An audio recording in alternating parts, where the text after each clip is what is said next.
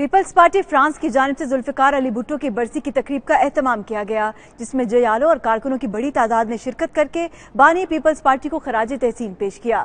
مزید تفصیلات پیرس سے راجہ حبیب کی اس رپورٹ میں۔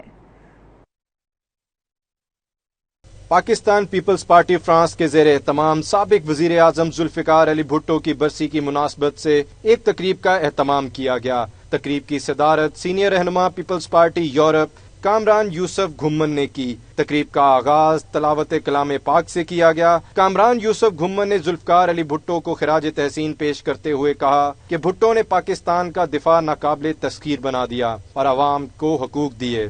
مقررین کا کہنا تھا کہ بھٹو نے قوم کو شعور دیا، آئین دیا، پاکستان کو ترقی کی راہ پر ڈالا۔ بھٹو کا نظریہ اور پیپلز پارٹی زندہ ہے اور زندہ رہے گی، کوئی بھی آمر اسے نہیں مٹا سکتا۔ برسی کی تقریب کے اختتام پر ذوالفقار علی بھٹو اور تمام شہیدوں کے لیے دعائے خیر کی گئی۔